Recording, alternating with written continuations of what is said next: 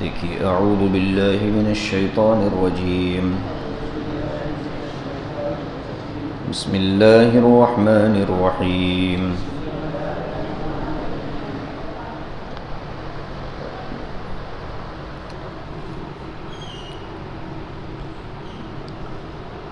اوپر سے پڑھ لیجیے وَلَن تَرْضَىٰ عَنْكَ الْيَهُودُ وَلَا النَّصَارَىٰ حَتَّىٰ تَتَّبِعَ مِلَّتَهُمْ قُلْ إِنَّ هُدَى اللَّهِ هُوَ الْهُدَىٰ وَلَئِنِ اتَّبَعْتَ أهواءهم بعد الذي جاءك من العلم ما لك من الله من ولي ولا نصير الذين آتيناهم الكتاب يتلونه حق تلاوته أولئك يؤمنون به ومن يكفر به فأولئك هم الخاسرون يا بني إسرائيل اذكروا نعمتي التي أنعمت عليكم وأني فضلتكم على العالمين واتقوا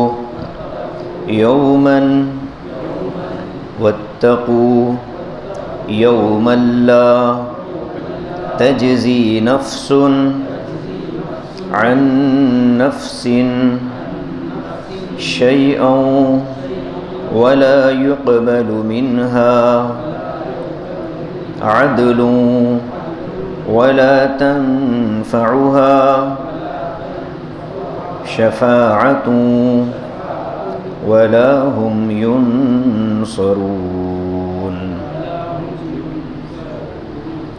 صدق اللہ العظیم۔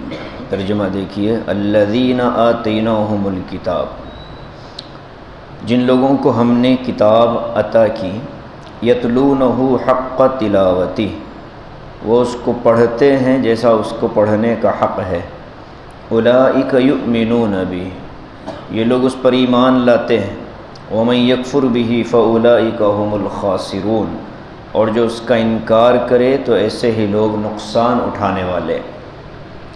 یا بنی اسرائیل اذکروا، اے یعقوب کی اولاد یاد کرو، نعمتی التی انعمت علیکم، میری ان نعمتوں کو جو میں نے تم پر کی، وَأَنِّي فَضَّلْتُكُمْ عَلَى الْعَالَمِينَ، اور اس بات کو یاد کرو کہ میں نے تم کو دنیا جہان پر فضیلت دی، وَاتَّقُوا يَوْمًا لَا تَجْزِي نَفْسٌ عَن نَفْسٍ شَيْئًا، ڈرو اس دن سے کہ جس دن کوئی کسی کے کچھ کام نہ آ سکے گا، وَلَا يُقْبَلُ مِنْهَا عَدْلٌ، اور اس دن کوئی فدیہ نہیں لیا جائے گا، وَلَا تَنْفَعُهَا شَفَاعَةٌ، اور اس دن کسی کی شفاعت بھی کام نہیں آئے گی، وَلَا هُمْ يُنصَرُونَ، اور نہ ان کی کوئی مدد کی جائے گی۔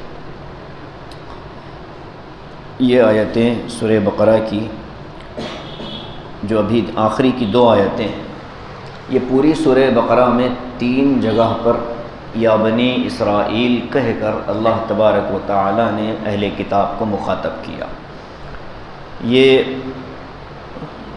اس ضمن میں گزشتہ آخری جو آیت چھوڑ دی گئی تھی جس پر اس ہفتے گفتگو کا وعدہ تھا، الذین آتیناہم الکتاب پر، چونکہ تلاوت کے اعتبار سے اس کا تعلق اوپر کی آیت کے ساتھ ہی ہے، تو تلاوت کا مضمون مکمل ہونے کے لیے اوپر کی تلاوت کی گئی۔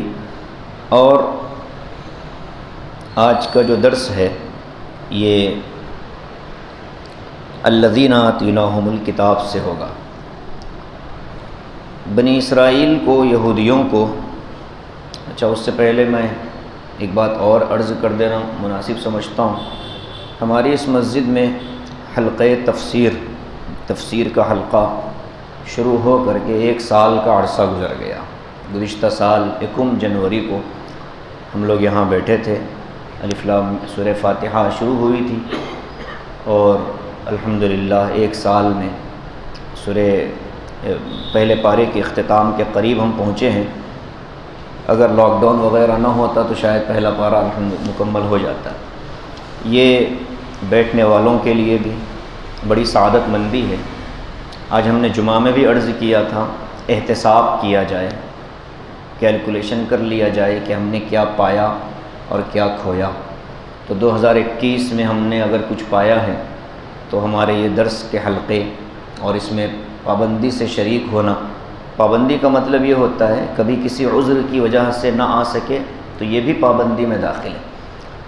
تو یہ بیٹھنے والے مستقل قرآن پاک سے محبت کی بنیاد پر، اللہ کے کلام سے محبت کی بنیاد پر، اور وہ یہ کہہ سکتے ہیں کہ ہاں ہم نے 1 سال میں اللہ تیرے کلام کو سننے کی کوشش کی، سمجھنے کی کوشش کی، ہمارے نامہ اعمال میں اس کو قبولیت کے حروف میں لکھ دیجیے، اللہ تعالیٰ اس کو قبول فرما لے۔ یقیناً قرآن کی نسبتیں ہیں، قرآن کے حلقوں میں بیٹھنا، پڑھنا، پڑھانا، سننا، وہ کان مبارکباد کے قابل ہوتے ہیں جس میں اللہ کا کلام سنا جائے، جس کے ذریعے سے اللہ نے کان بنائے اس لیے ہیں کہ اس کا نام سنا جائے۔ اور اس میں جو کوششیں اور محنتیں ہیں، خاص طور سے مسجد کی انتظامیہ بھی اس میں بڑا تعاون کرتی ہے، اور آج کے زمانے میں تعاون کا مطلب یہ ہے کہ کوئی رکاوٹ نہ ڈالے، وہ بہت بڑا تعاون۔ تو اس الحمدللہ مسجد کی انتظامیہ کی طرف سے بھی بڑا تعاون ہے اس معنی کر، باقی یہ نہ سمجھیے کہ تنخواہ ملتی ہے، تعاون کا یہ مطلب ہے کہ کوئی رکاوٹ نہیں ہوتی۔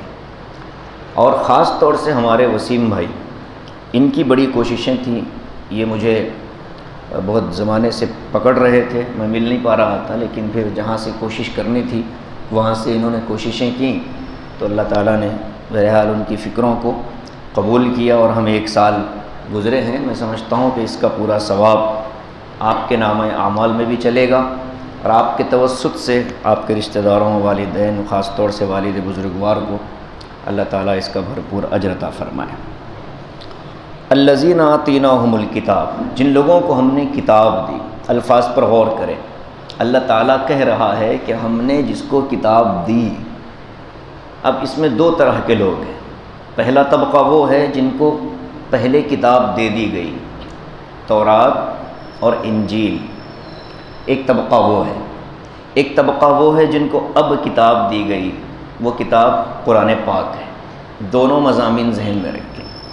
اگر پہلا طبقہ مراد ہو، جیسا کہ آیت کا پس منظر ہے کہ اے نبی، یہ آپ سے اس وقت تک راضی نہیں ہوں گے جب تک کہ آپ ان کی ملت اور ان کے طور طریقوں کو اختیار نہ کر لیں۔ یہ آپ سے اس وقت تک راضی نہیں ہوں گے، اور جب آپ ان کے طور طریقوں کو اختیار نہیں کرتے، یہ تو ظاہر ہے کہ نبی اپنے راستے کو نہیں چھوڑتا، تو یہ بھی آپ کی بات ماننے والے نہیں۔ محال چیز پر محال چیز کو رکھا گیا، یہ نہیں ہوگا، یہ بھی نہیں ہوگا۔ تو پہلا تو طبقہ وہ تھا کہ جن کو کتاب دی گئی، اہل کتاب۔ اللہ کے نبی علیہ السلام کو تسلی دی جا رہی ہے کہ اے نبی، آپ کا کام تھا دعوت کا پہنچانا، آپ نے بات پہنچا دی۔ اب ہم نے جس کو تورات اور انجیل دی، تورات اور انجیل کے دینے کے بعد اس کے مضامین کو امانت داری کے ساتھ اگر کسی نے پڑھ لیا تو وہ آپ پر ضرور ایمان لے آئے گا۔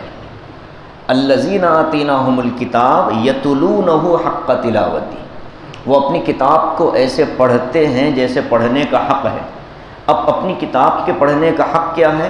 الفاظ کو نہیں بدلتے، معانی کو نہیں بدلتے، مضامین کو نہیں بدلتے، جو اللہ تبارک و تعالی نے فرمایا من عن بعینہ، اس کو ایز اٹ از اگلے وقت تک منتقل کرتے ہیں، کسی کے پوچھنے پر حقیقت کو چھپاتے نہیں ہیں، وضاحت کے ساتھ بیان کر دیتے ہیں۔ تو جو اپنی کتاب کے بارے میں اس قدر اہتمام کے ساتھ، امانت داری کے ساتھ زندگی گزارتا ہے، اللہ فرماتا ہے اولئک یؤمنون بہ، تو وہ لوگ نبی علیہ السلام پر بھی ایمان لے آتے، اس لیے کہ ان کی کتاب کے اعتبار سے نبی آنے والے ہیں، وہ آ گئے، اور تسلیم کرنا ان کے امانت دار ہونے کی دلیل۔ بہت سے یہودی مسلمان جو بنے ان لوگوں نے کیا۔ اللہ کے نبی علیہ السلام کی مدینہ منورہ ہجرت سے پہلے صحابہ کی ایک ہجرت ہوئی تھی حبشہ کی طرف۔ حبشہ کے بادشاہ نے پناہ دی تھی صحابہ کو، جن کی قیادت حضرت جعفر ابن ابی طالب رضی اللہ تعالی عنہ فرما رہے تھے، حضرت علی کے بھائی۔ حضرت جعفر نے وہاں حبشہ کے بادشاہ نجاشی کے دربار میں تقریر بھی کی تھی، اسلام کو پیش کیا تھا، قرآن پاک کی آیتیں پڑھ کر سنا رہے تھے۔ جن لوگوں نے تعلق داری میں درس سنا تھا وہ سمجھ سکتے ہیں۔ وَإِذَا سَمِعُوا، جب 7واں پارہ شروع ہوا تھا تو وہاں یہ شان نزول بتایا گیا کہ یہ آیت ان عیسائیوں کے بارے میں نازل ہو رہی ہے کہ جن لوگوں نے قرآن سن کر کے رونا بے اختیار جو رو دیے تھے۔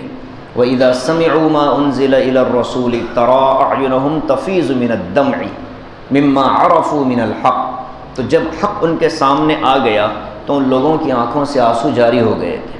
ان کے بارے میں فرمایا جا رہا ہے کہ جو حقیقتاً اپنی کتاب پر ایمان رکھتے ہیں وہ پیغمبر اسلام صلی اللہ علیہ وسلم پر بھی ایمان لاتے ہیں۔ نجاشی کے دربار میں جو بات کہی گئی، جب اللہ کے رسول مکے سے مدینہ ہجرت فرما گئے تو نجاشی حبشہ کی طرف ہجرت کرنے والے مسلمان بھی مدینہ آ گئے، سمندر کے راستے سے ینبوع کے ساحل پر اتر کر کے وہاں سے پھر وہ مدینہ منورہ میں داخل ہوئے۔ ان کے ساتھ 40 عیسائی بھی آئے تھے جو حبشی تھے، اس میں کچھ یمن کے تھے، کچھ حبشہ کے تھے۔ وہ اللہ کے نبی صلی اللہ علیہ وسلم کی خدمت میں آئے، قرآن پاک ان کو سنایا گیا تو وہ بھی رونے لگے، اور رو کر انہوں نے فوراً کہا کہ یا رسول اللہ، ہم آپ پر ایمان لاتے ہیں اور ہم آپ کے دامن میں سے منسلک ہونا چاہتے ہیں۔ پھر وہ مومن بن گئے۔ اور ادھر مدینے میں رہنے والے یہودیوں میں حضرت عبداللہ ابن سلام اور بہت سارے یہودی علماء جو حق پہچان چکے تھے انہوں نے ایمان قبول کر لیا۔ تو دونوں کے بارے میں آ رہا ہے، یعنی عیسائیوں میں سے جو ایمان قبول کر لیے اور یہودیوں میں سے بھی جو مومن ہو گئے، ان کے بارے میں تعریف ہو رہی ہے۔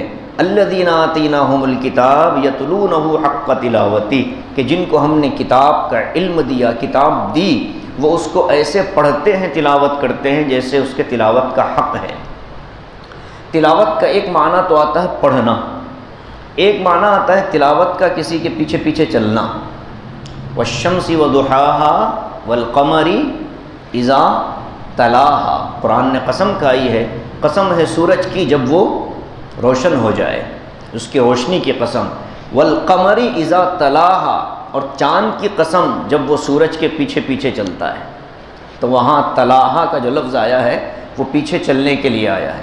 تلاوت کا معنی بھی یہی ہے کہ آدمی زبان سے پڑھے بھی اور اس کے پیچھے زندگی گزارے بھی، یہ مطلب ہے۔ تو اب اللہ تبارک و تعالیٰ نے اس آیت میں جو دوسرا مفہوم ہے وہ ہمیں سمجھنا ہے، جس کے لیے میں نے درس گزشتہ موقوف کیا تھا، وہ یہ ہے کہ اس آیت سے اگر مراد اہل ایمان ہو، مسلمان ہو، اور کتاب سے مراد قرآن کریم ہو، تو اللہ تبارک و تعالیٰ فرماتا ہے کہ جن کو ہم نے قرآن یعنی کتاب دی ہے وہ اس کے پڑھنے کا حق ادا کرتے ہیں۔ اب یہ کون ہیں جو قرآن کریم کو حق کے ساتھ پڑھتے ہیں یا پڑھنے کا حق ادا کرتے ہیں؟ تو اس ضمن میں ہم کو سمجھ لینا چاہیے کہ قرآن کریم کے کچھ حقوق ہیں، خاص طور سے قرآن کی تلاوت کے۔ قرآن کے حقوق کو الگ الگ شعبوں میں تقسیم کیا گیا، عام طور پر اس کی 5 قسمیں کی جاتی ہیں۔ پہلی قسم تو یہ ہوتی ہے کہ قرآن کریم کی تلاوت کی جائے۔ تلاوت کے اندر پھر 2 چیزیں داخل ہیں۔ ایک تو تلاوت ایسے ہو جیسے نبی پاک صلی اللہ علیہ وسلم پر اترا ہے، مطلب یہ ہے کہ اس کے کسی زبر اور زیر کے بارے میں بھی، نقطے کے بارے میں بھی اپنی طرف سے کوئی چیز داخل نہ کرے۔ زبر ہو تو زبر ہی پڑھے، زبر کو زیر نہ پڑھے، با ہو تو با ہی پڑھے، تا نہ پڑھے، یعنی اس کے ظاہری ڈھانچے کو خراب نہ کرے، حروف جتنے ہیں بس ان تمام حروف کی رعایت کرتے ہوئے پڑھے۔ دوسرا حصہ اس کا یہ ہے کہ ان حروف کی تجوید کا اعتبار کر کے پڑھے، تجوید کے بغیر قرآن نہ پڑھے، اس لیے کہ بغیر تجوید کے قرآن پڑھنا گناہ گار کہلاتا ہے آدمی۔ من لم یجود القرآن آثم والاخذ بالتجوید حتم لازم۔ علامہ جزری نے کہا کہ تجوید کو اختیار کرنا لازم ہے قرآن پڑھنے کے لیے، اور جو آدمی بغیر تجوید کے پڑھتا ہے وہ گناہ گار ہو رہا ہے۔ گناہ اس لیے ہو رہا ہے کہ اس نے تجوید سیکھی کیوں نہیں، پڑھنے پر گناہ گار نہیں ہو رہا، نہ سیکھنے کی بنیاد پر گناہ ہو رہا ہے۔ اس لیے کہ جو انسان دنیا میں پیدا ہوتا ہے اگر عرب نہیں ہے، عجم ہے، غیر عربی ہے، تو اس کے لیے تو تجوید سیکھنا ہی پڑے گا۔ تو جو غیر عربی ہوں گے وہ سیکھے کیوں نہیں، تو نہ سیکھنے کی بنیاد پر گناہ ہوگا۔ تو ایک تو یہ ہو گیا کہ تلاوت کی جائے حقوق کی ادائیگی کے ساتھ۔ حروف کتنے ہیں عربی کے؟ صرف 29 حروف ہیں۔ تجوید کا سیکھنا اتنا آسان ہے کہ ایک انسان اگر محنت کر لے 29 حروف کی ادائیگی معلوم کر لے، اس میں سے کئی حروف کی ادائیگی تو پہلے سے معلوم ہوتی ہے، کچھ حروف ہوتے ہیں جن کی ادائیگی معلوم ہونی چاہیے، اگر اس پر آدمی محنت کر لے تو پوری تجوید اس کو ویسے ہی آ جاتی ہے۔ حا ہے، عین ہے، قاف ہے، خا ہے، غین ہے، طا ہے، تا ہے، نکلتے ایک آس پاس جگہوں سے ہیں۔ پورے منہ کے اندر 17 مقامات ہیں جہاں سے حروف ڈیلیور ہوتے ہیں۔ الف ہے، با ہے، تا ہے، با ہونٹوں سے نکلتا ہے۔ اب انہی ہونٹوں سے ایک اور حرف نکلتا ہے میم۔ ہونٹوں کے اگر کچے حصے سے نکالیں گے تو با نکلے گا، کوشش کریں با کہیں کوئی، اندر ہی ہونٹ ہے، یعنی نیچے کا ہونٹ اوپر کا ہونٹ دونوں کا تری والا اور کچا جو حصہ ہے اس سے با نکل گیا۔ میم کے لیے دونوں ہونٹوں کا خشکی والا حصہ ملانا پڑتا ہے، میم۔ بس یہی ہے تجوید اور کچھ نہیں، توجہ کے ساتھ آدمی پڑھ لے۔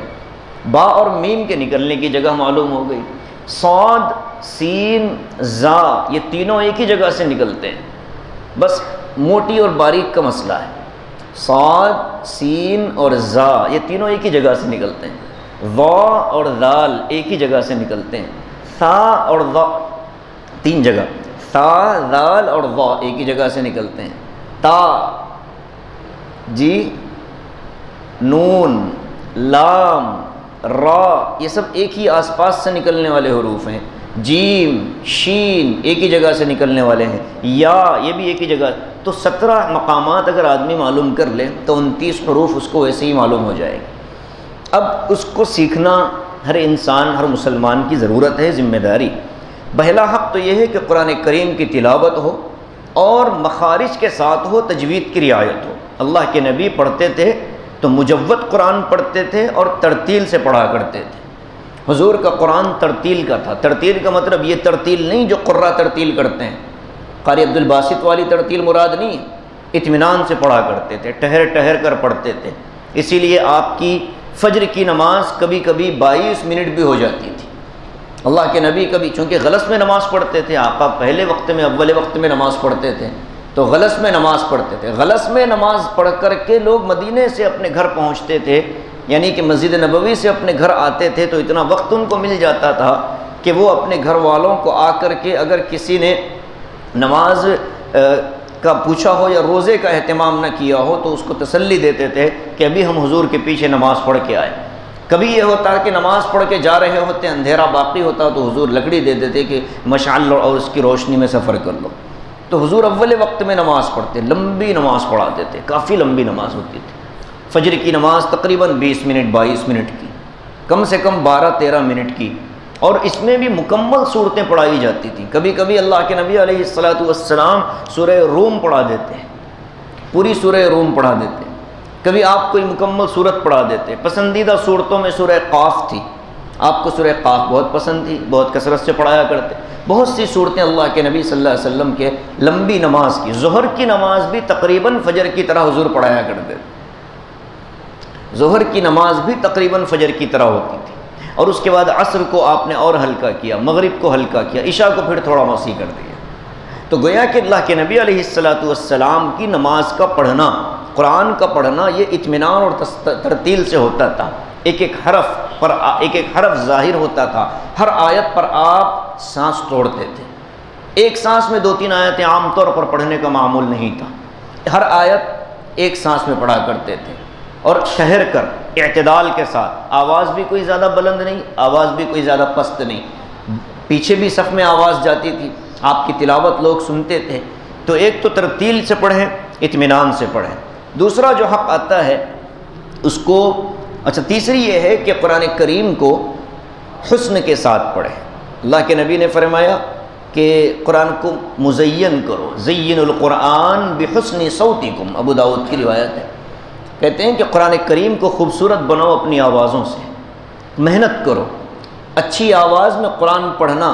اللہ کے نبی نے فرمایا من لم یتغنى فلیس منا بالقرآن، جو آدمی قرآن کریم کو ترتیل اچھے انداز میں نہیں پڑھتا وہ ہمارا آدمی نہیں ہے، حضور نے یہ فرمایا من لم یتغنى بالقرآن فلیس منا، جو آدمی مغنّا یعنی قرآن کو خوبصورت نہیں پڑھتا وہ ہمارا آدمی نہیں ہے۔ تو قرآن کو خوبصورت پڑھنے کی کوشش کی جائے، مشق کی جائے، محنت کی جائے، اچھا پڑھنے والوں کو بار بار سنا جائے۔ اچھا پڑھنے والوں کو بار بار سنیں گے تو ان کا انداز، ان کی لحن، ان کے ادائیگی کا طریقہ ہماری زبانوں پر چڑھے گا، لا شعور سے پھر وہ شعور میں آئے گا اور پھر وہ ہمارے عمل میں داخل ہوگا۔ اور قرآن کریم کے حقوق کے سلسلے میں ایک تو اس پر ایمان لایا جائے کہ جو کچھ اللہ نے بھیجا ہے یہ برحق ہے، کسی طرح کا کوئی شک اس کے اندر نہیں، ہمارا ایمان ہو، ایمان کے ساتھ اس کی تصدیق کی جائے۔ تصدیق کا مطلب یہ ہے کہ جو اس میں آ رہا ہے ہم دوسروں کے بارے میں بھی کہہ رہے ہیں کہ یہ سچ ہے، اپنی زندگی کے بارے میں بھی کہتے ہیں کہ قرآن ہی سچ ہے، ہم غلط ہیں۔ اگر کوئی عمل ہمارا قرآن کے خلاف جا رہا ہے تو ہم تعویل نہیں کریں گے، ہم بہانہ نہیں تلاش کریں گے، ہم عذر نہیں پیش کریں گے، بلکہ ہم یہ کہتے ہیں کہ قرآن میں آیا ہے، ہماری زندگی کا عمل غلط ہے۔ عذر اور بہانے کے سائے میں قرآن کریم کو ہم غلط ثابت نہیں کریں گے۔ ہاں آیا تو ہے لیکن زمانہ یہ چلتا ہے تو یہ قرآن کریم پر تصدیق کے خلاف ہے۔ اگر ہم نے مان لیا قرآن سچا اور برحق ہے تو جو چیز ہماری زندگی میں قرآن کے خلاف ہے اس کو نکال پھینکنا چاہے زمانہ مخالفت کرنے لگے۔ توحید تو یہ ہے کہ خدا حشر میں کہہ دے، مولانا جوہر نے کہا توحید تو یہ ہے کہ خدا حشر میں کہہ دے یہ بندہ دو عالم سے خفا میرے لیے ہے۔ حضرت عمر کے بارے میں حضور نے فرمایا، ترمذی کی حدیث ہے، فرمایا رحم اللہ عمر، اللہ تعالیٰ عمر پر رحم کرے، ترکہ حق فلا صدیق لہ، فرمایا کہ اس کا کوئی دوست نہیں ہے اس کی زبان کی سادگی اور صفائی کی وجہ سے، یہ جو کہہ دیتا ہے منہ پر بول دیتا ہے، کھٹا کھٹ کرتا ہے، اس کے سلسلے میں کوئی دوستی کرنے کو تیار نہیں۔ حضرت عمر کی شان ہے، اور یہ امام ترمذی رحمۃ اللہ علیہ نے اس حدیث کو امام حضرت عمر رضی اللہ تعالیٰ عنہ کے مناقب اور فضائل میں بیان کیا۔ اللہ کے نبی علیہ السلام نے کیا خوبی بیان کی، فلا صدیق لہ، کوئی دوست نہیں ہے اس کا، ترکہ حق، دنیا سے وہ الگ رہتا ہے تو اس کی سچائی اور زبان کی راستی، حق پر ڈٹنا اور حق کو بولنا، یہ حضرت عمر کی شان تھی۔ کسی کے بھی خلاف ہوتا حضرت عمر برابر بولتے تھے، ٹوکتے تھے۔ اللہ کے نبی کا دامن بھی آپ نے پکڑا، یا رسول اللہ کس کی نماز پڑھا رہے آپ؟ یہ مزاج تھا حضرت عمر کا قرآن ایمان کے معاملے میں، اشداء علی الکفار۔ اور اللہ کے نبی کی خدمت میں کوئی آتا بدتمیزی کرتا تو سب سے پہلے پوچھتے دعنی یا رسول اللہ اضرب عنق ھذا المنافق، یا رسول اللہ یہ اپنا ہی ہے لیکن لگتا ہے منافق ہے، گردن اڑا دوں اس کی۔ یہ جذبہ اور حوصلہ حضرت عمر رضی اللہ تعالیٰ عنہ کا تھا۔ تو ایک تو قرآن کریم کو اپنی زندگی میں نافذ کرنا، اپنے آپ کو قرآن کے خلاف جاتا ہوا محسوس کر کے کسی عذر اور بہانے کا شکار نہ ہونا، بلکہ ماننا کہ میں غلط ہوں اور قرآن سچا ہے، یہ ہے تصدیق۔ آگے فرمایا کہ اس کا ایک حق یہ ہے کہ اس کو لوگوں کے اندر عام کیا جائے، تبیین اور تبلیغ کا کام کیا جائے۔ اس سے پہلے یہ بھی سمجھ لیجئے کہ اس میں تدبر اور تفکر کیا جائے، غور کیا جائے۔ قرآن کی آیتیں دو طرح کی ہیں، میں نے اس سے پہلے بھی بتلایا تھا۔ قرآن کی آیتیں دو طرح کی ہیں، ایک آیت ہے جس کو محکم کہتے ہیں، مضبوط آیت ہے جس کا معنی واضح ہے، جیسے اللہ لا الہ الا هو الحی القیوم، اس میں کوئی بحث نہیں ہے، اللہ اکیلا ہے، وہ حی ہے، قیوم ہے، لا تأخذہ سنۃ ولا نوم، نہ اس کو اونگ آتی ہے نہ نیند آتی، لہ ما فی السماوات و ما فی الارض، زمین و آسمان کی ساری چیزوں کا مالک وہی ہے۔ من ذا الذی یشفع عندہ الا باذنہ، اللہ کی اجازت کے بغیر کوئی سفارش نہیں کر سکتا اس کے دربار میں۔ یعلم ما بین ایدیہم وما خلفہم، وہ دنیا اور آخرت کی، آگے اور پیچھے کی، پہلے اور بعد میں ہر چیز کا علم رکھنے والا ہے۔ وَلَا يُحِيطُونَ بِشَيْءٍ مِّنْ عِلْمِهِ إِلَّا بِمَا شَاءَ، اور اس کے علم کو پانے کے لیے کسی کے پاس سکت اور طاقت نہیں۔ ہاں اگر وہ کسی کو کہہ دے، کسی کو دے دے، تو کچھ علم اس کے علم سے انسانوں کو مل سکتا ہے۔ وَسِعَ كُرْسِيُّهُ السَّمَاوَاتِ وَالْأَرْضِ، یہاں تک کی جو آیتیں ہیں، اب ان آیتوں تک کو کہتے ہیں کہ یہ محکم آیت ہے، اس کے معنی واضح ہیں، کسی بھی انسان کو مزید تحقیق اور جستجو کی ضرورت نہیں ہے۔ ترجمہ دیکھ لیا، معنی سمجھ میں آ گیا۔ اب آگے کی جو آیت ہے وَسِعَ كُرْسِيُّهُ السَّمَاوَاتِ وَالْأَرْضِ، اس کی کرسی زمینوں اور آسمان سے بھی زیادہ وسیع ہے۔ تو اب یہاں انسان کو ضرورت پڑتی ہے کہ یہ کرسی کیا ہے، اللہ کی کرسی کیا؟ تو اب یہاں اسلام کہتا ہے یہ آیت محکم نہیں ہے، متشابہ ہے، اس آیت کے معنی اللہ ہی جانتا ہے، نبی جانتے ہیں۔ تو یہ ہے ایمان ہمارا کہ اللہ اس آیت کے معنی آپ کو معلوم ہے، جو بھی ہے۔ آگے بڑھتے ہیں ہم لوگ، یہ ترتیب اسلام نے دی۔ تو دو طرح کی آیتیں، ایک محکم، دوسری متشابہ۔ محکم آیتوں پر عمل ہوگا، متشابہ آیتوں پر ایمان ہوگا۔ محکم آیتوں کے ساتھ دو چیزیں ہوں گی، اس پر ایمان بھی لانا ہے، اس کو عمل میں بھی لانا ہے۔ جیسے کہا اقیموا الصلاۃ، آتوا الزکاۃ، نماز ادا کرو، زکوٰۃ قائم کرو، نماز قائم کرو، زکوٰۃ ادا کرو۔ تو یہ جو آیتیں ہیں یہ بالکل صاف ستھری ہیں اپنے حکم کے اندر، کسی تحقیق کی جستجو کی ضرورت نہیں۔ تو ابھی اس پر ایمان بھی لانا ہے، عمل بھی کرنا ہے۔ دوسری جو آیتیں ہوں گی جس میں اللہ کے لیے چہرے کا لفظ آیا ہے، اللہ کے لیے ید کا لفظ آیا ہے کہ ہم نے ید اللہ علی الجماع، ید اللہ فوق ایدیہم، اللہ تعالیٰ ان کے ہاتھوں پر اللہ کا ہاتھ تھا، اس طرح کی بات ہے۔ اس کے بعد میں وَإِن مِّن شَيْءٍ ہَالِكٌ إِلَّا وَجْهُهُ، دنیا کی ہر چیز ہلاک ہونے والی ہے سوائے اللہ کی ذات کے۔ تو یہاں جو الفاظ آ رہے ہیں، اللہ کے لیے چہرے کا لفظ ہے، اللہ کے لیے پنڈلی کا لفظ آیا ہے، اللہ کے لیے کسی اور طرح کا لفظ آیا ہے، اس کا معنی اللہ جانتے ہیں، اللہ کا رسول جانتا ہے۔ ہمیں اس کی تحقیق و جستجو میں پڑھنے کی اجازت نہیں۔ الف لام میم کا کیا معنی ہے، الف لام را کا کیا معنی ہے، الف لام میم صاد کا کیا معنی ہے، حروف مقطعات کے معنی کیا ہیں، ہمیں اس میں جانے کی ضرورت نہیں۔ ماننا ہے کہ یہ قرآن ہے، ماننا ہے کہ یہ قرآن ہے، اس پر ایمان لائیں گے، ہم پڑھیں گے، نماز میں تلاوت کریں گے، ثواب ملے گا، لیکن اس کی حقیقت اور تحقیق کی ہم کو اجازت نہیں ہوگی۔ یہ مطلب ہے اس کا۔ تو دونوں طرح کی آیتیں قرآن کی، ہمیں غور کرنے کے لیے محکم آیتیں ہیں، متشابہ میں غور کرنے کی اجازت نہیں ہے۔ بس غور کرو، اللہ کہتا ہے ڈرو اس دن سے جس دن کا عذاب بڑا سخت ہے۔ اب آدمی ڈرے، تین چیزوں کو اللہ نے، تین حقیقتوں کو تین ظاہری چیزوں میں چھپا کر رکھا ہے۔ اللہ نے اپنے آپ کو کائنات کی ہر چیز میں چھپا دیا ہے۔ تلاش کرو، قدرت کو پیدا کرنے والا معلوم ہوگا۔ اللہ کی مخلوقات میں غور کرو، خالق تک پہنچنے کا راستہ ملے گا۔ مخلوقات یہ ظاہر قدرت ہیں، مخلوقات کے پیچھے جو حقیقت ہے وہی اللہ تبارک و تعالیٰ کی ذات ہے، یہ پہلا ہے۔ دوسرے انسان کا جسم ہے، اور جسم کے پیچھے رہنے والی ایک اور چیز ہے جو ہم کو نظر نہیں آتی، جو حقیقتاً انسان ہے، وہ اس کی روح ہے۔ ماننا پڑے گا کہ ایک انسان ہے تو اس کے اندر روح ہے۔ روح کے لیے جسم کا ہونا ضروری ہے، روح بغیر جسم کے رہتی نہیں دنیا کے اندر۔ اسی سے معلوم ہوا کہ روحانیاں دھنڈلاتی بھی نہیں، روحانی دھنڈلاتی بھی نہیں، اس لیے کہ اس کو تو جسم ہی نہیں ملا۔ اب ایک جسم میں دو روح ہو نہیں سکتی۔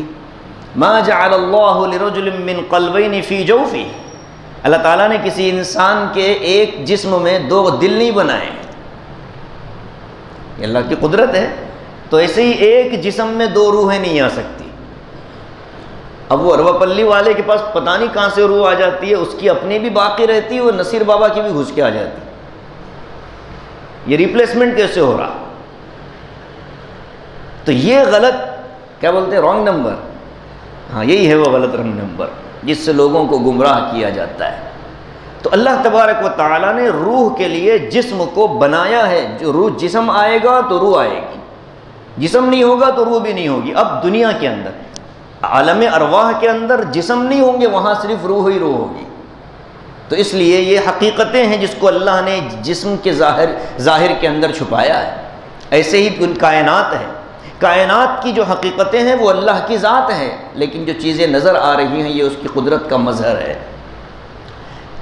اب ان چیزوں میں آدمی غور کرے، اس سے آگے غور کرنے کی اجازت نہیں ہے۔ تفکروا فی خلق اللہ، حدیث کے اندر آتا ہے اللہ کی خلق میں، قدرت میں غور و فکر کرو، ولا تفکروا فی اللہ، اللہ کی ذات میں غور و فکر کی اجازت نہیں، قدرت میں غور کرو، اللہ نے یہ چیز کیسے بنائی، اب اس کے پیچھے جاؤ، سائنس کے راستے سے جانا چاہتے ہو جاؤ، منطق کے راستے سے جانا چاہتے ہو جاؤ، عقل کے حساب سے جانا چاہتے ہو جاؤ، لاجیکل جانا، جس انداز میں جانا چاہتے ہو جاؤ، لیکن انہی لمیٹیشن میں آپ کو رہنا ہوگا جہاں تک اسلام نے روکا ہے۔ اگر آگے بڑھیں گے تو پھر انسان کا راستہ گمراہی کا شروع ہو جاتا ہے۔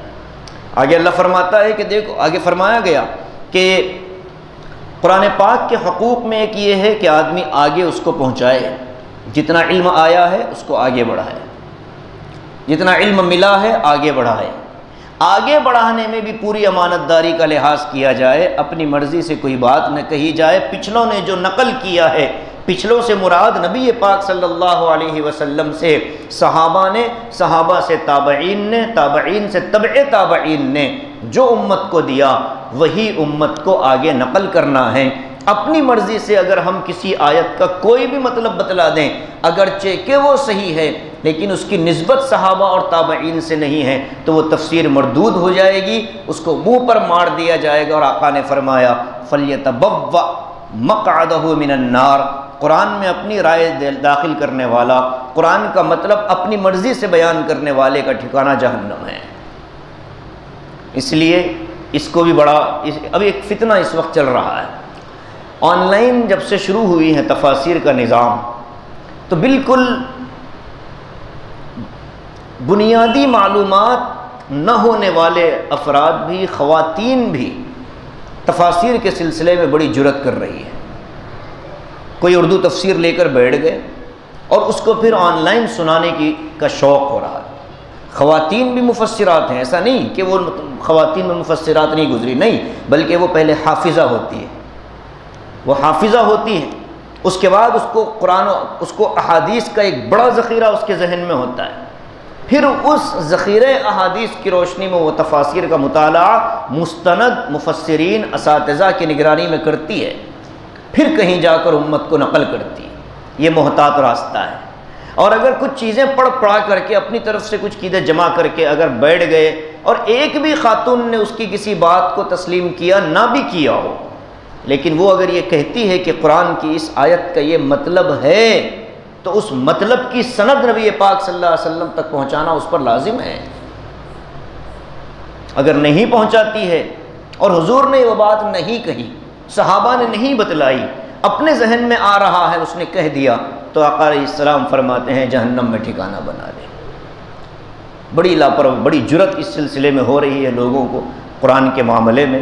محکم آیتیں آدمی بیان پڑھے، تفاسیر سے استفادہ کرے، اس کو اپنے ذہن میں بٹھائے، اور متشابہ کے بارے میں احتیاط کر لے۔ کسی زمانے میں کہا جاتا تھا کہ تفسیر کے لیے کئی علوم کی ضرورت پڑتی ہے، اس زمانے میں ان علوم میں کئی طرح کا اضافہ ہو گیا۔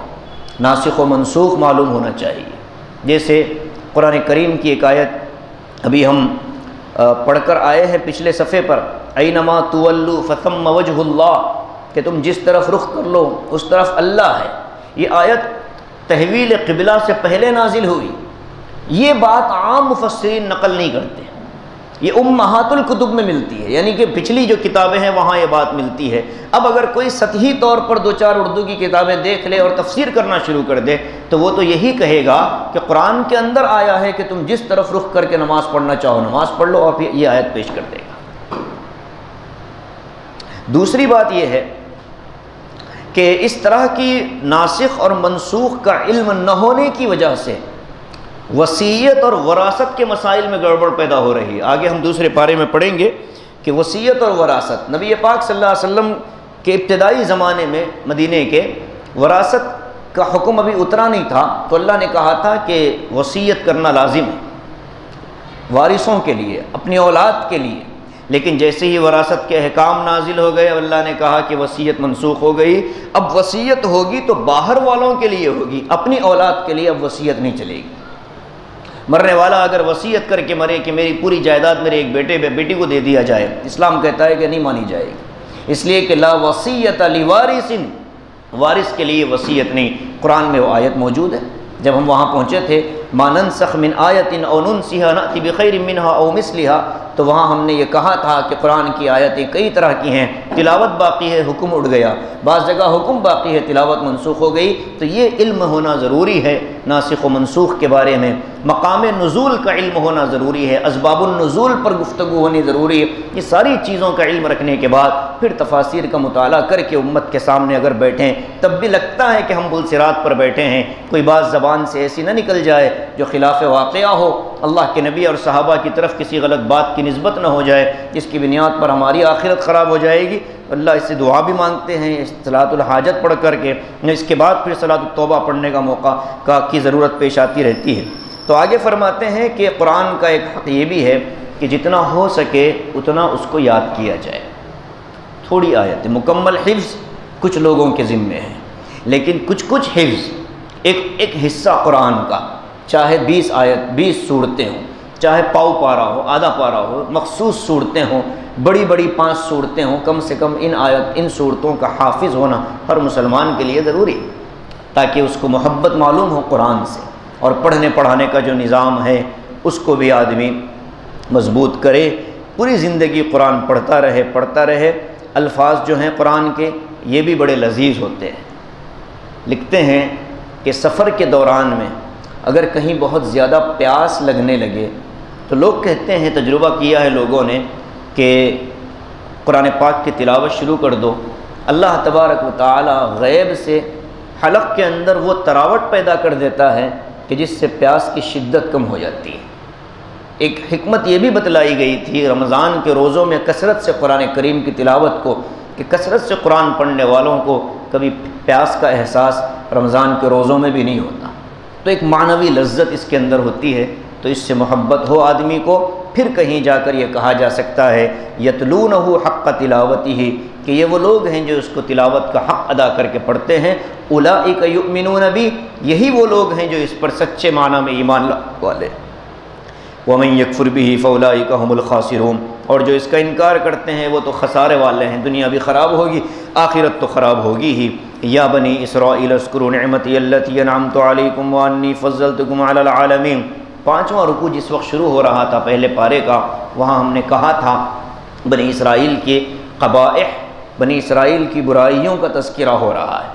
یا بنی اسرائیل سے الفاظ شروع ہوئے تھے، اوفو بعہدکم، تو اللہ تبارک و تعالیٰ نے وہاں سے بات شروع کی، مختلف برائیاں ان کی بیان کی گئی، ان کی کچھ تعریفیں کی گئی، اور اس کے بعد پھر یہاں وہ مضمون مکمل ہوا تو دوبارہ وہ عنوان اللہ تبارک و تعالیٰ نے قائم کیا۔ گویا کہ وہ جو تھا پہلے کا یا بنی اسرائیل وہ پہلی بریکٹ تھی، یہ جو دوسرا بنی اسرائیل ہے یہ دوسری بریکٹ ہے۔ دونوں بریکٹوں کے درمیان میں اللہ تبارک و تعالیٰ نے ایک بڑا مضمون بیان کیا، بنی اسرائیل کو ان کی اوقات بتا دی، تم کیا تھے، تمہاری کیا غلطیاں تھیں، تمہارے کیا مطالبے تھے، پھر بھی اللہ نے تمہارے ساتھ کیسا کیسا معاملہ کیا۔ کہتے ہیں یا بنی اسرائیل اذکروا نعمتی التی انعمت علیکم، اے یعقوب کی اولاد، حضرت یعقوب علیہ السلام سے لے کر حضرت عیسیٰ علیہ السلام تک جتنے انبیاء آئے سب کے سب بنی اسرائیل کے۔ حضرت یعقوب سے اوپر والے انبیاء کو بنی اسرائیل کے نبی نہیں کہتے، اس لیے کہ اسرائیل نام تھا حضرت یعقوب کا، بنی اسرائیل کا مطلب ہے یعقوب کی اولاد۔ تو حضرت یعقوب علیہ السلام سے لے کر حضرت عیسیٰ تک جتنے انبیاء آئے یہ سب بنی اسرائیل کے انبیاء ہیں، ان کی قومیں بنی اسرائیل کی قومیں ہیں۔ اللہ فرماتے ہیں بنی اسرائیل یعقوب کی اولادو اذکروا نعمتی التی انعمت علیکم، میری وہ نعمتیں یاد کرو جو میں نے تم پر کی۔ میں نے اس وقت اسی چھٹے رکوع کے شروع میں بتلایا تھا، پہلی نعمت کا اعلان، دوسرا انعام، تیسرا انعام۔ اللہ فرماتے ہیں وَأَنِّي فَضَّلْتُكُمْ عَلَى الْعَالَمِينَ، میں نے تم پر عالموں کے مقابلے میں تم کو فضیلت دی، اس لیے کہ بادشاہ بڑے بڑے آئے اسی میں آئے، انبیاء بڑے بڑے آئے اسی میں آئے، تو نبی ہونا قوم کے لیے، خاندان کے لیے دنیا کی سب سے بڑی عزت تھی، فضیلت تھی۔ یہ میں نے اس وقت بھی عرض کیا تھا کہ یہ فضیلت امت محمدیہ کے علاوہ ہے، اس لیے کہ بنی اسرائیل کی قوم کب تک تھی؟ جب تک حضرت عیسیٰ علیہ السلام کا زمانہ تھا۔ جب نبی علیہ السلام تشریف لا چکے تو اب حضور پاک صلی اللہ علیہ وسلم کے آنے کے بعد بنی اسرائیل کی نبوت ختم، اب نبی پاک صلی اللہ علیہ وسلم کی نبوت۔ تو فضلتکم علی العالمین سے یہ غلط فہمی نہ ہو کہ عالمین کے اندر امت محمدیہ بھی کہیں داخل ہوگی، نہیں، عالمین میں امت محمدیہ داخل نہیں ہے، نبی پاک صلی اللہ علیہ وسلم سے پہلے والے لوگ مراد۔ واتقوا یوما لا تجزی نفس عن نفس شیئا، اس دن سے ڈرو جس دن کوئی کسی کا کام آنے والا نہیں۔ ہم نے تمہیں نبی بھیجے تمہارے پاس، تم نے ان کے ساتھ ناانصافی کی، ان کی ناشکری کی، اب یہ نہ سمجھنا کہ وہ تمہارا کچھ کام کریں گے، وہ تو صاف کہہ دیں گے کہ اللہ ہم نے بات پہنچا دی تھی، اب یہ چلے، ایک دوسرے کا ساتھ نہیں دیں گا۔ ولا يقبل منها عدل، اور نہ کوئی فدیہ لے کر کے معاملہ سیٹل کیا جائے گا، اس کی بھی وہاں کوئی گنجائش نہیں۔ ولا تنفعها شفاعۃ، اور نہ ہی وہاں کسی کی شفاعت کام آئے گی، الا باذن اللہ، یاد رکھ لیجئے، اللہ جس کو حکم دے وہ دے گا، لیکن یہ عام ضابطہ بیان کیا جا رہا ہے، یہ عام قاعدہ بیان کیا جا رہا ہے۔ جیسے کووڈ کے بارے میں کہا گیا کہ کسی کو باہر نکلنے کی اجازت نہیں ہے، یہ ایک عام قاعدہ، پھر کچھ لوگوں کو پاس دیا گیا، یہ خاص معاملہ۔ ایسے ہی یہاں ہو رہا ہے، ولا تنفعها شفاعہ، کسی کی سفارش کام نہیں آئے گی، البتہ جو انبیاء کو اللہ حکم دیں گے وہ کریں گے۔ ولا هم ينصرون، اور نہ کوئی ایک دوسرے کی وہاں مدد کرے گا۔ یہ آیتیں پہلے بھی گزر چکی ہیں، اس پر تفصیلی کلام بھی ہو گیا ہے، اس لیے اب اس پر گفتگو نہیں ہوگی۔ آگے اللہ تبارک و تعالی ایک نیا قصہ، نیا موضوع، نیا مضمون شروع فرما رہے ہیں، جو بنی اسرائیل ہی کے ایک خیال کی تردید میں آ رہا ہے، اور اسی ضمن میں پھر کعبۃ اللہ کی تعمیر، حضرت اسماعیل کا تذکرہ اور کعبۃ اللہ کا مقام اور مرتبہ، حضرت ابراہیم کی دعائیں، یہ سارا مضمون انشاءاللہ آ رہا ہے۔ 2 رکوع کے بعد پہلا پارہ اختتام کو پہنچے گا۔ دعا کریں اللہ تبارک و تعالی ہمارے اس پڑھنے کو، پڑھانے کو، بیٹھنے کو بے انتہا قبول فرما لے، اور جو کچھ ہم پڑھ رہے ہیں اس کا ثواب نبی پاک صلی اللہ علیہ وسلم کی روح مبارک کو پہنچ کر آپ کے توسط سے انبیاء، صلحاء، شہداء، صدیقین، خاص طور سے امت کے مفسرین کو، جن کے علوم سے استفادہ کر کے آج ہم یہاں بیٹھے ہیں، ہمارے اپنے مرحومین، ہمارے اپنے رشتہ داروں کو اللہ تبارک و تعالی اس کا پورا ثواب عطا فرمائے۔ ہماری اپنی زندگی قرآن مقدس کے حقوق کی ادائیگی کے ساتھ اللہ تبارک و تعالی تکمیل تک پہنچائے۔ قرآن کے عاشق، قرآن کے محب بن کر اللہ قیامت کے دن ہم کو اٹھنے کی توفیق عطا فرمائے۔ آمین وآخر دعوانا ان الحمد للہ رب العالمین۔ یا اللہ۔